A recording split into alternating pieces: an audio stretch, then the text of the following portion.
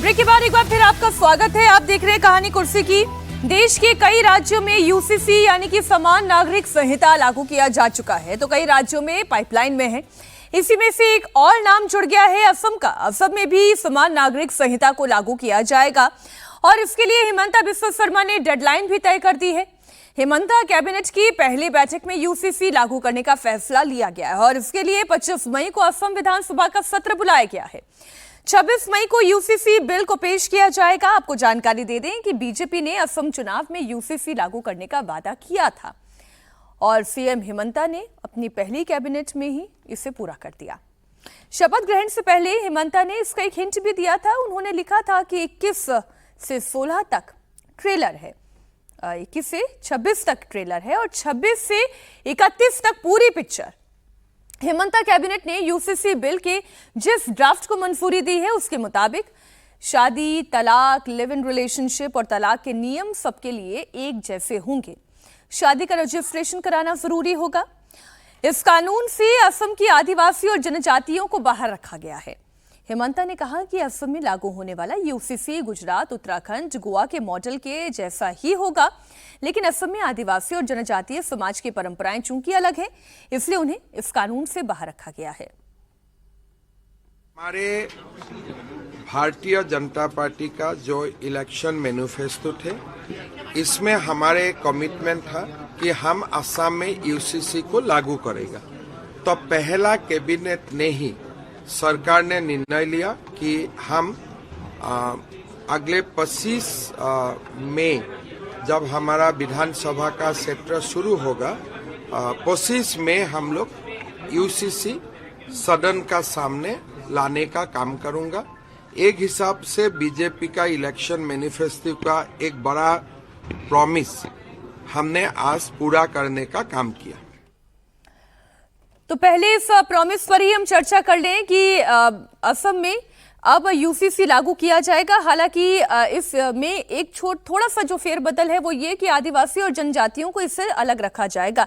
तो पहला वादा है, असम में यूसीसी का काउंटडाउन शुरू हो गया है। अब कांग्रेस ने क्यों इसका विरोध किया वो आगे मैं आपको बताऊंगी, लेकिन ये तो ड्यू था और तभी समीर जी बड़े साफ तरीके से लिखा गया था कि आएंगे तो पूरी पिक्चर दिखाएंगे। पूरी पिक्चर दिखा रहे। निश्चित रूप से यह तय था कि हेमंता की जो पहले कैबिनेट की बैठक होगी उसमें यूसीसी का डिसीजन होगा और मुझे लगता है कि बहुत अच्छा फैसला है जो मैनिफेस्टो में था, जो भारतीय जनता पार्टी ने जब चुनाव के दौरान अपना संकल्प पत्र जारी किया था उसमें कहा था कि सरकार में आते ही यूसीसी को लागू करेंगे। और पहली बैठक में लेना यह बताता है कि भारतीय जनता पार्टी अब पूरे देश के अंदर यूनिफॉर्म सिविल कोड को लेकर किस तेजी से आगे बढ़ रही है। और मुझे लगता है कि सिर्फ आसाम में नहीं, बंगाल में भी यूसीसी लागू होगा, ये वहाँ के मुख्यमंत्री ने कह दिया था, तो वहाँ भी लागू होगा। और मुझे लगता है कि तमाम राज्यों में जहाँ भारतीय पार्टी का राज्य है, कई ऐसे राज्य जहाँ भी यूसीसी नहीं आया है तो वहाँ लागू होगा। तो भारतीय जनता पार्टी ने दिशा में कदम बढ़ा दिया और मुझे लगता है कि एक बहुत अच्छा फैसला इसको मैं अब देखता हूं और आने वाले दिनों में तमाम भारतीय जनता पार्टी की राज्य सरकार इसको लेकर आएगी और मैं उम्मीद करता हूं कि केंद्र सरकार भी इसको लेकर कोई एक अपना कानून लेकर आएगी। हालांकि अभी केंद्र सरकार को लाना होता तो वो पहले ही ले आती। अभी तक केंद्र सरकार ने इस पर तय किया है, भारतीय जनता पार्टी राज्य सरकारें लेके आ रही है, लेकिन मुझे लगता है कि आने वाले समय में केंद्र सरकार भी इस पर आगे बढ़ सकती है। हालांकि अभी केंद्र सरकार ने ऐसा कोई मंशा या ऐसे संकेत नहीं दिए कि वो यूसीसी को लेकर आएगी, लेकिन फिलहाल राज्य सरकार जिस तरीके से आगे बढ़ रही है, आने वाले दिनों में केंद्र सरकार भी लेकर आ सकती है और मुझे लगता है कि बाकी राज्यों में भी तुरंत लागू होगा। लेकिन कांग्रेस पार्टी इसका विरोध कर रही है और कांग्रेस नेता गौरव गोगोई ने कहा है कि बीजेपी यूसीसी का दुरुपयोग करना चाहती है और इसके जरिए विभाजन की राजनीति करना चाहती है। भाजपा इक्वालिटी में विश्वास नहीं करती, तो भाजपा समाज में जो बंटवारे और विभाजन की राजनीति करती है, उस नजरिए से एक प्रकार का संविधान में उल्लेखित यूसीसी का दुरुपयोग करना चाहती है। और जहां जहां उन्होंने यूसीसी की बात की है, शुरुआत में तो वो कहते हैं कि जनजाति के लोग, अनुसूचित जनजाति के लोग यूनिफॉर्म सिविल कोड से बाहर रखेंगे, लेकिन वास्तविक में ये मंशा उनकी नहीं है। अब दो ही बातें हो सकती हैं। मंशा है इसलिए ये बात कही गई है कि आदिवासी और जनजाति को बाहर रखा जाएगा, पहली बात ये।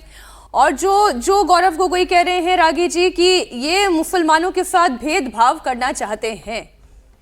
देखिए, यूसीसी तो संविधान के प्रावधान के अनुसार है भाई। Directive principles of state policy में आर्टिकल 44 में तो यूसीसी का प्रावधान है, और 7 बार कम से कम देश की सुप्रीम कोर्ट और हाई कोर्ट्स मिला करके कम से कम 7 बार कहा है कि देश को यूनिफॉर्म सिविल कोड की तरफ ले जाना चाहिए। कांग्रेस पार्टी में ये ताकत नहीं थी, कांग्रेस पार्टी ने ऐसा नहीं किया क्योंकि उनको लगता था कि मुसलमानों का विरोध होता है और मुसलमान का विरोध से उसमें पॉलीगैमी भी आ जाता है, तो उसमें मैरिज, प्रॉपर्टी ट्रांसफर है ना, एडॉप्ट, ये जो सक्सेशन, ये सब सारे इससे संबंधित प्रावधान होते। इसमें तो कोई दिक्कत ही नहीं होनी चाहिए। यदि देश का मुसलमान क्रिमिनल लॉ एक मान सकता है तो सिविल लॉ एक मानने में तो कोई दिक्कत है नहीं। और कभी भी ना तो पूजा पद्धति में इसके अनुसार से जानबूझ के कहा जाता है अरे मुसलमानों के पूजा पद्धति में, इसमें पूजा पद्धति कहीं आती ही नहीं है। आप कैसे शादी कर रहे हैं, कैसे ब्याह कर रहे हैं, इसमें ये इसके प्रोसीडियर और उसकी तरीका है, इसमें भी कोई हस्तक्षेप नहीं है। तो ये सब चूंकि कांग्रेस पार्टी मुसलमानों से डरती थी, उसको लगता था कि जैसे ही हम काम शुरू करेंगे मुसलमान हमारे खिलाफ हो जाएंगे, हमारी राजनीति खत्म हो जाएगी, तो उन्होंने नहीं किया। अब मुसलमानों की जनसंख्या इतनी ज़्यादा हो गई है देश में, 17%, 18% हो गई है। पहले 9.4% थी, उस समय ये आसान काम था। भारत का विभाजन हुआ था, 10 साल 15 साल के अंदर ये शुरू हो जाना चाहिए था, लेकिन नहीं किया क्योंकि उनको एक वोट बैंक खड़ा करना था, तो नहीं किया जानबूझ करके। अब जो है किसी भी केंद्र सरकार के लिए अब ये ज़्यादा मुश्किलें पैदा कर रहा है जी, क्योंकि ट्राइबल बेल्ट के अंदर वाकई भी अभी उनमें उतना कॉन्शियसनेस नहीं है, वो सड़कों पर उतर जाएं या उनको बरगलाना आसान हो जाए, और वो इमोशनली इससे ज़्यादा जुड़े हुए हैं। तो ये इसीलिए आप देखेंगे कि चाहे वो गोवा हो, चाहे वो गुजरात हो, ट्राइबल एरियाज को इससे हमेशा अलग रखा गया है, और यहाँ पे हेमंता विश्व शर्मा है। दूसरी अच्छी बात क्या है जी, कि जब चारों ओर से हो जाएगा, 22 राज्य और 23 राज्य में हो जाता है, तो फिर केंद्र के स्तर पर कानून को लागू कर पाना ज्यादा आसान हो जाएगा। लेकिन फिर भी आपको क्या लगता है कि तमिलनाडु में जहां कांग्रेस नॉन बीजेपी सरकार है, वो इसका विरोध नहीं करेगी? बिल्कुल विरोध करेगी। केरला में इसका नहीं विरोध होगा? बिल्कुल विरोध होगा। तो जहां जहां कांग्रेस पार्टी है वहां राजनीति करेगी। और देखिए तर्क कितना भोंडा है कि ये इक्वलिटी की हत्या, अरे ये तो इक्वलिटी के लिए है, इक्वलिटी के खिलाफ नहीं है। अमिताभ जी, अब ये तो बहुत जल्द अब बंगाल में भी होगा, 6 महीने के अंदर अंदर होगा। शुभेंदु अधिकारी भी अपनी तरफ से मंशा जता चुके हैं कि ये हम करेंगे, यूसीसी हमारे एजेंडे में है। देखिए, अगर संविधान जब सभा बनी थी उस समय भी ये डिबेट हो रहा था कि यूसीसी को क्या हम एक आर्टिकल के तौर पर लगा सकते हैं कि नहीं।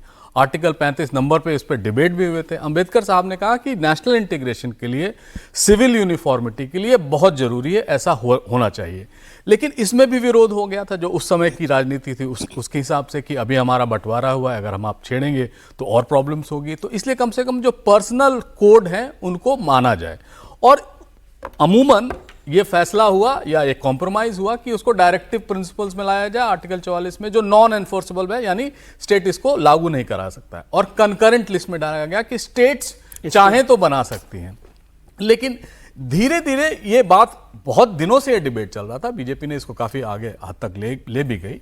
मुझे लगता है यूसीसी को इम्प्लीमेंटेशन में, लॉ लगाने में कोई प्रॉब्लम नहीं है, लेकिन जो इसके रिजर्वेशंस हैं जिनके लोगों के, उनको भी इसके साथ लेके चलना चाहिए। जैसे रागी जी ने कहा ट्राइबल्स का, सिक्किम को एक्सेप्शन किया गया उनके ट्राइबल्स को। कई सारे नॉर्थ ईस्ट के जो ट्राइबल्स हैं उन रीजन में यूसीसी नहीं लगाया जा सकता है, लेकिन अगर लगाया जा रहा है तो मुझे नहीं लग रहा है। और ये एक्सपेरिमेंटल बेसिस पे शुरू हुआ था, चाहे उत्तराखंड में हो या गोवा में, कि कैसे उसको इम्प्लीमेंट। कुछ कठिनाइयां यूसीसी के इम्प्लीमेंटेशन में उत्तराखंड में आई थी, जैसे लिव इन रिलेशनशिप को लेकर कई बार ऐसा हुआ था। लेकिन मुझे लगता है यूनिफॉर्म सिविल कोड भारत के लिए अच्छा है, और एक समान एक संहिता रहेगी तो सबके लिए आसान हो जाता है किसी भी तरह से। हाँ, इसका विरोध हो रहा है कई ऑर्गेनाइजेशंस द्वारा, उनके जो कंडीशंस हैं। जो विरोध का कारण कहा जाता है विजय जी, वो तो यही है कि भाई आप इक्वालिटी नहीं है, तो इक्वालिटी है या नहीं है? देखिए, अभी संविधान सभा की चर्चा हुई। संविधान सभा ने जब क्रिमिनल कोड को यूनिवर्सल कर दिया एक तरह से, मतलब पूरे देश के लिए एक तरह की लागू किए, उस समय ये पर्सनल लॉज को नहीं लागू किया क्योंकि उस समय ऐसा माहौल नहीं था और उस समय की संविधान सभा को राजनीतिक मजबूरियाँ कह लें या और देश के माहौल को कि जब लोगों को समझाकर इस पर लाया जाए तो एक साथ आया जाए। मैं समझता हूँ, मैं यूसीसी को मतलब मैं तो सपोर्ट करता हूँ कि यूसीसी होना चाहिए दुनिया देश भर में किसी भी डेवलप्ड कंट्री के लिए, सभी लोगों के लिए। और ख़ासतौर से यूसीसी है क्या, यूसीसी को जब तक सरकार इस तरह से नहीं करेगी कि भाई महिलाओं के ज़्यादा अधिकारों पर इस पर काम किया गया है, इसमें ज़्यादातर मसले महिलाओं से जुड़े हुए हैं, उसको उस तरह से प्रेजेंट किया जाए। लेकिन यदि सोसाइटी के किसी हिस्से को, खासतौर से मुसलमानों को ये लगता है कि ये उनके विरोध में है, तो इस पर कन्विंस करना चाहिए। मैं हमेशा ये बात कहता हूँ कि किसी भी सोसाइटी के किसी हिस्से को जब तक समझाया नहीं जाए, क्योंकि इसमें कोई ऐसा बहुत बड़ा अपराध नहीं हो रहा और सबको आना। अब जैसे आपने अमिताभ जी ने भी कही, आपने भी कही, SC ST वो ट्राइबल्स को और आदिवासियों को छोड़ दिया, अनुसूचित जनजातियों को छोड़ दिया है, तो फिर कुछ चीजें है ना, इसका मतलब मैं आपसे ये कह रही हूँ कि सर अभी आप दोनों ने ही कहा कि उस वक्त ऐसी परिस्थिति थी, माहौल ऐसा था, कुछ राजनीतिक कारण ऐसे थे कि तब नहीं हो पाया। हाँ। वो तब भी था, वो उसके बाद 20 साल के बाद भी वही राजनीतिक कारण थे, 30 साल के बाद भी वही राजनीतिक कारण थे। मैं उन राजनीतिक कारण नहीं, लेकिन लोगों को समझाना, सोसाइटी को समझाना सरकारों की जिम्मेदारी। और मैं इसको एक ठीक कदम भी मानता हूं कि स्टेट्स में लागू करेंगे तो धीरे धीरे उसका विरोध कम होता जाएगा। और मान लीजिए 15 स्टेट्स में लागू हो गया तो किसी भी केंद्र सरकार को, कोई भी सरकार रहे, उसे उसको लागू करने में मदद मिले। और एक बात समझिए, जो पर्सनल लॉज होते हैं उनका विरोध आज हो रहा हो ऐसा नहीं ना।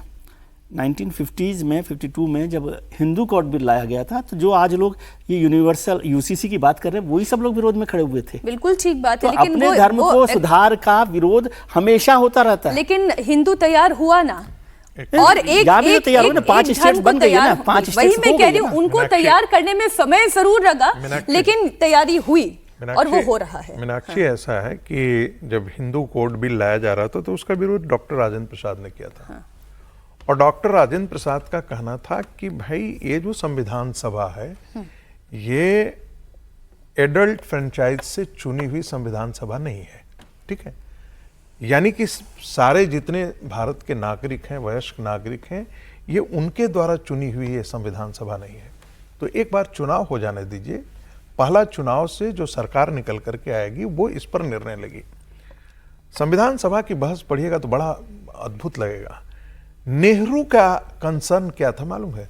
दुनिया हमको क्या कहेगी, दुनिया हमको रिट्रोग्रेसिव कहेगी। अरे तो तुमको मुसलमानों के लिए रिट्रोग्रेसिव नहीं कह रही थी, मुसलमानों को लेकर के उनके कोड बिल में चेंज करने के लिए नहीं, तुम्हारे पांव फूल जाते थे, हाथ पैर फूलने लगते थे आपके। सेंसिटिविटी, इसको मैं थोड़ा सा सुन लीजिए, एक मिनट में करेक्ट कर दूंगा हूं। राजेंद्र प्रसाद ने इसी बात पर हिंदू कोड बिल का विरोध किया था, लेकिन फाइनली जब आया तो साइन किया ना, ठीक है कि नहीं? ये लागू हुआ ना। अंबेडकर का रिजर्वेशन क्या था? मुस्लिमों के लिए भी कोड बिल लाने की बात थी ना, लेकिन नेहरू उसके लिए खड़े नहीं थे, अंबेडकर इसके विरोध में खड़े थे। मैं दूसरी बात कह रहा हूँ, राजेंद्र प्रसाद ने जो बात की वो ठीक बात है, वो तो टेक्निकल बात थी और उस पर उसके बाद तो उसको पोस्टपोन कर दिया गया। लेकिन जो लोग आज ये बिल ला रहे हैं वो सारे के सारे लोग जो राइट विंगर्स थे, जो हिंदू महासभा के लोग थे, वो तो सड़कों पर आ गए थे, संसद के बाहर प्रदर्शन कर रहे थे और कितना मुश्किल से पास हुआ था। और जैसे हिंदू कोड बिल पास हो गया वैसे तो ये यूसीसी भी पास हो ही रहा राज्यों में, और केंद्र सरकार लेकर आ जाए। मैं तो कह रहा हूँ ये अच्छा कदम है कि स्टेट वाइज हो तो एक माहौल सामान्य होता है। और असम के बाद में कह रही हूँ सर, अगला नंबर पश्चिम बंगाल स्टेट्स को किया। पश्चिम बंगाल में यूसीसी लागू किया जा सकता है, इसके लिए पश्चिम बंगाल की शुभेंदु सरकार ने तैयारी शुरू कर दी है। दरअसल बंगाल चुनाव के दौरान अमित शाह से लेकर बीजेपी के तमाम बड़े नेताओं ने वादा किया था कि सरकार बनने के 6 महीने के अंतर यूसीसी लागू किया जाएगा। माना जा रहा है कि अब इससे लेकर शुभेंदु सरकार ने तैयारी भी शुरू कर दी है और कभी भी इसका ऐलान भी किया जा सकता है। अब बंगाल में यूसीसी लागू कब होगा, कैसे होगा, ये तो आगे पता चलेगा। लेकिन बंगाल चुनाव में करारी हार के बाद भी ममता बनर्जी हारी नहीं है। ममता बनर्जी ने साफ कर दिया है कि वो केवल सड़क पर ही लड़ाई नहीं लड़ेंगी, कोर्ट तक भी 2-2 हाथ करने की तैयारी में हैं, यानी लड़ाई अभी खत्म नहीं हुई है। पश्चिम बंगाल की पूर्व मुख्यमंत्री ममता बनर्जी काला कोट पहनकर वकील के लिबास में नजर आई। खुद एडवोकेट बनकर मामले की पैरवी करने के लिए कलकत्ता हाईकोर्ट पहुंची। हाईकोर्ट में चुनाव के बाद हिंसा से जुड़ी हुई एक पीआईएल पर सुनवाई चल रही है और चीफ जस्टिस न्यायाधीश सुजॉय पॉल की बेंच सुनवाई कर रही है। ऐसे में ममता बनर्जी खुद वकील बनकर कोर्ट रूम पहुंची, जिसकी तस्वीर आप देख रहे हैं। ममता बनर्जी के वकील अवतार के पीछे का कारण भी आपको बता दें। ममता राज में हुए घोटालों का हिसाब किताब अब कोर्ट में होगा। मुख्यमंत्री शुभेंदु अधिकारी भी एक्शन में हैं। उन्होंने ममता सरकार में हुए घोटालों की जांच की सीबीआई जांच की मंजूरी दी है। शुभेंदु सरकार ने जिन 3 बड़े मामलों में सीबीआई जांच की मंजूरी दी है, उसमें पहला तो है शिक्षक भर्ती घोटाला, नगर पालिका घोटाला और सहकारी घोटाला। दरअसल ममता सरकार ने इन घोटालों की सीबीआई जांच की मंजूरी नहीं दी थी, लेकिन बंगाल में जैसे ही सत्ता परिवर्तन हुआ और यह वादा भी था कि जो भी भ्रष्टाचार हुआ है उसका व्हाइट पेपर सामने आएगा। यानी आने वाले समय में टीएमसी के कई सीनियर लीडर्स और खुद ममता बनर्जी के लिए, उनके सरकार के दौरान जो मंत्री थे, उन सब के लिए मुश्किल बढ़ती दिखाई दे रही है। बंगाल में 9 मई को शुभेंदु सरकार ने शपथ लिया और उसके साथ साथ ही 5 दिन के अंदर फिर जो और एक्शन हुए वो मैं आपकी तस्वीर भी ये सामने रख रही हूँ। अमिताभ जी, हो गया काम शुरू, बुलडोजर का काम भी शुरू हो गया है, जिसकी तस्वीर हम देख रहे हैं, और ममता बनर्जी का भी काम शुरू हो गया है। काले लिबास में, काले कोच में हम उन्हें देख रहे हैं। तो अब वो ये जानती हैं कि मामला गंभीर है और कोर्ट से ही अब मामला लड़ा जाएगा। नहीं, ममता बनर्जी पहले भी कोर्ट में आई थी, जो एसआईआर का इशू था, और वो उनके जो रिप्रेजेंटेटिव थे इलेक्शन कमीशन में भी जा रहे थे, वहाँ से भी उनको कोई फ़ायदा नहीं हुआ। यहाँ भी वो दिखते रहना चाहती हैं पब्लिक में आके। एक जनता ने मैंडेट दिया, उसका तो सम्मान करती ही हैं वो, लेकिन जो उनकी अपनी कानूनी लड़ाई है, जिनमें उनको लगता है कि शायद उनको पीछे, वो तो लड़ेंगे ही। और रही बुलडोजर की बात, तो वो तो बड़ा एक सिम्बॉलिक है। बिहार में भी बुलडोजर आजकल चलने लगे हैं, तो शायद बीजेपी के जितने मुख्यमंत्री होते हैं उनको शायद बुलडोजर से ज़्यादा प्यार है, इसलिए वो उस तरह की चीज़ें दिखाते रहते हैं। और इस चीज से होगा क्या, ये ऑप्टिकल वैल्यू, ममता बनर्जी का आप देखेंगे कि ऑप्टिकल वैल्यू बहुत इंपॉर्टेंट है उनके पूरे डायनेमिक्स में, चाहे वो हवाई चप्पल हो या सफ़ेद साड़ी हो या अब काला कोट पहन के गुजारी। तो वो अपने लोगों को, जो भी उनके सपोर्टर्स हैं, उनको दिखाना चाहती हैं कि वो एक्टिव हैं। लेकिन जो शुभेंदु अधिकारी जो कह रहे हैं कि ये जो 3 चीज़ आपने मेंशन किया, अगर वो करते हैं तो वो जो प्रधानमंत्री मोदी ने कहा था ना कि बदलाव चाहिए, बदला नहीं, कहीं ये उल्टा ना हो जाए। और वो अमेरिका में हुआ था, हमने सुना था 1945 के बाद, मैकार्थिज्म कहते थे उसको, कि जितने भी कम्युनिस्ट होते थे वहां को, उनको जबरदस्ती जो है सो किसी न किसी आरोप में बंद कर दिया लेकिन था। सर, कहीं वो ऐसा बंगाल में फाइल खोलना, ये बदला कैसे हो सकता है? नहीं, भ्रष्टाचार की फाइल खुले, भ्रष्टाचार पहले भी था और ये प्रूवन भी था, चाहे नारदा हो चाहे शारदा हो, वो तो प्रूवन था ही। लेकिन कहने का मतलब है ये बदले की भावना से स्पेसिफिक लोगों को टारगेट करके अगर किया जाएगा तो मुझे लगता है ये मैंडेट के खिलाफ जाना चाहिए। और अभी भी इन्होंने शुरू कर ही दिया है। जैसे अभी उनके एक जो सुजीत बासु हैं, उनको अरेस्ट किया गया है, उन पर ईडी की रेड पड़ी थी इलेक्शन के बाद। तो ये सारी चीज़ें चलेंगी कि किसी भी तरह, आखिरकार जब बंगाल में सरकार बदली है तो जो व्यवस्था है वो भी बदलने की कोशिश की जाएगी। और जितनी सरकारी तंत्र है जिसका पहले मुख्यमंत्री ममता बनर्जी ने इस्तेमाल किया था, अब इनके हाथों में, इनके हाथ में तो और मैं तो इस तस्वीर को देखकर इस लिहाज से आकर्षित होती हूँ कि जो तैयारी उनकी होती है, ममता बनर्जी की, समीर जी, जो तेवर उनका होता है, अब चाहे चुनाव जीतें, चुनाव हारें, चाहे सड़क पर लड़ें, चाहे कोर्ट में लड़ें, विपक्ष को ये सीख लेनी चाहिए कि केवल ईवीएम को दोष देने से काम नहीं चलेगा। आपको लड़ाई तो लड़ते रहना पड़ेगा और लड़ते हुए दिखना भी पड़ेगा। देखिए, भले ही ममता बनर्जी अभी कह रही कि मैं सड़कों पर लड़ाई लड़ूंगी, अभी कोर्ट में वो काला कोट पहन के गई है, लेकिन ममता बनर्जी की प्राथमिकता ये होनी चाहिए थी कि अभी जो उनके 80 एमएलए जीत कर आए, विधायक दल की बैठक बुलाती और विपक्ष का नेता कौन होगा वो ये तय कर देती। फिलहाल तो अभी ममता जी ने विपक्ष के नेता कौन होगा ये अभी तय नहीं किया है। लेकिन ये शुभेंदु अधिकारी या भारतीय जनता पार्टी को जो मैंडेट मिला है, भारतीय जनता पार्टी को, ये भ्रष्टाचार, ममता बनर्जी के भ्रष्टाचार के खिलाफ मिला है। जो भ्रष्टाचार ममता बनर्जी के राज में हो रहा था, जो टोल वसूली ममता बनर्जी के हो रही थी, जो कट मनी ममता बनर्जी के शासन में चल रही थी, और पहले कम्युनिस्टों के 32 साल में और बाद में ममता बनर्जी के 15 साल में जो बंगाल में लूट तंत्र चला, उसके खिलाफ जनता ने त्रस्त होकर भारतीय जनता पार्टी को इतना बड़ा मैंडेट दिया है कि अब कम से कम भारतीय जनता पार्टी आएगी तो भ्रष्टाचार पे, अपराध पे लगाम लगेगा। तो मुझे लगता है कि शुभेंदु अधिकारी ने पहले ही कैबिनेट में बता दिया है कि भाई अब भ्रष्टाचार को लेकर किसी तरह का वो नहीं होगा, जीरो टॉलरेंस रहेगा। और अब सत्ता परिवर्तन हुई तो कामकाज के तरीकों को बदलना होगा, जो उन्होंने कलेक्टर, डीएम, एसपी सबसे कहा है। और मैं उम्मीद कर रहा था कि पहली बैठक में शुभेंदु शायद यूजीसी को लेकर घोषणा कर देंगे। मुझे लगता है वो सेकंड, यूनिफॉर्म सिविल कोड को लेकर घोषणा कर देंगे, और शायद वो चूक गए, सेकंड बैठक के लिए उन्होंने रखा होगा। हेमंता ने तो पहली बैठक में किया, अगर पहली बैठक में करते ना उसका भी और अच्छा मैसेज जाता। उन्होंने तमाम घोषणाएं आयुष्मान भारत को लेकर पहली बैठक में उन्होंने घोषणा की और तमाम सीबीआई जांच की उन्होंने सिफारिश की है। तो मुझे लग रहा है कि हो सकता है कि आने वाले दिनों में वो यूनिफॉर्म सिविल कोड को लेकर भी वहाँ घोषणा कर दे, लेकिन ये बता रहा है कि अब वो कानून का राज है और मुझे लगता है जो भ्रष्टाचार जो तला है उसकी जांच होना चाहिए। अच्छा, बंगाल में मुख्यमंत्री शुभेंदु अधिकारी हैं, विपक्ष में कौन बैठेगा नेता वो अभी तक तय नहीं हो पाया है और शुभेंदु अधिकारी भवानीपुर से विधायक रहेंगे या नंदीग्राम से, इसे लेकर अब तस्वीर साफ हो गई है। शुभेंदु अधिकारी ने ऐलान किया है कि वो भवानीपुर से विधायक रहेंगे और नंदीग्राम सीट छोड़ेंगे। आपको जानकारी दे दें कि शुभेंदु अधिकारी ने इस बार भवानीपुर में ममता बनर्जी को हराया था, जबकि पिछली बार नंदीग्राम से मात दी थी। शुभेंदु ने भवानीपुर सीट इसलिए रखी क्योंकि वो नहीं चाहते कि ममता को उपचुनाव लड़ने का भी मौका मिले। तो अब ये तो होना ही था विजय जी, इसमें तो कोई आश्चर्य की बात नहीं है। पहले से ये चर्चा चल रही थी कि वो भवानीपुर अपने पास रखेंगे और नंदीग्राम की सीट वो छोड़ेंगे। जाहिर है ऐसा ही होना था, क्योंकि एक राजनीतिक फैसले के तौर पे नंदीग्राम तो उनका घर भी है एक तरह से। तो मोदी जी ने बड़ौदा छोड़ दी थी, बड़ौदा छोड़ दिया, वाराणसी रखी थी। हाँ, तो यहाँ पर तो ये था कि, और इससे भारतीय जनता पार्टी के लिए एक और गढ़ मिल गया ना। ममता बनर्जी को वहाँ से आउट करने के लिए इससे बेहतर तरीका क्या हो सकता है? यदि भवानीपुर छोड़ देते ममता जी फिर वहाँ आ जाती। नंदीग्राम वो आ नहीं सकती क्योंकि उनका ममता जी ने तो मना कर दिया। पूछा था ममता जी ने तो कहा था मैं उपचुनाव नहीं लड़ूंगी। नहीं, चुनाव नहीं लड़ेगी, लेकिन नहीं इस बार यदि वो छोड़ देती तो टीएमसी उस पर पॉलिटिकल करती थी, लेकिन छोड़ गई है इसको, इसलिए भवानीपुर रखना वहां पर ठीक था मेरे हिसाब से, उसमें कोई आपत्ति भी नहीं। और जो उनकी पसंद है वो काम कर रहे हैं। लेकिन अभी बार बार बात चर्चा हो रही है, क्या कह रहे हैं आप, भ्रष्टाचार को लेकर। उसमें भ्रष्टाचार पे कैसे बात होगी? अभी अमिताभ जी ने भी बात की, फिर वो तो याद ही नहीं रहा, उनको नारदा स्कैम पर भी बात करने लग गए। नारदा स्कैम शुभेंदु जी को याद है क्या? अभी उनको और काम करने दीजिए, भ्रष्टाचार को अभी छोड़िए और जो जनता के हित के काम है उस पर काम करें। और फिर मैं कह रहा हूँ कि बुलडोजर पॉलिटिक्स को बंद करें। वैसे भी सुप्रीम कोर्ट ने भी उस पर रोक लगाया, मैं तो वैसे भी उसको हमेशा विरोध करता हूँ। ये बुलडोजर पॉलिटिक्स देश को कहीं आगे नहीं ले जाने वाली और भारतीय जनता पार्टी के लिए भी नुकसान होगा।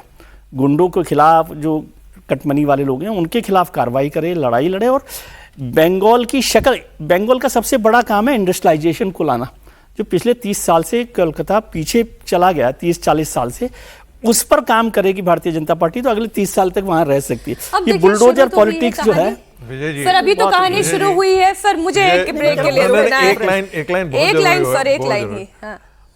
देखिए, इंडस्ट्रियलाइजेशन तो तभी आएगा ना जब जमीन समतल भी होगी। यदि गुंडागर्दी बंद नहीं होगी तो कौन इंडस्ट्री लगाने आएगा? लालू के समय कोई इंडस्ट्री लगाने आता था क्या? नीतीश के समय कोई इंडस्ट्री लगाने आया क्या? नहीं आया ना। इसलिए क्योंकि बिहार के अंदर जो कल्चर है उसमें कोई भी इंडस्ट्रियलिस्ट वहां जाने से पहले 5 बार सोचता है। मैं आपके साथ हूं, मैं आपके साथ हूं इस मुद्दे पर।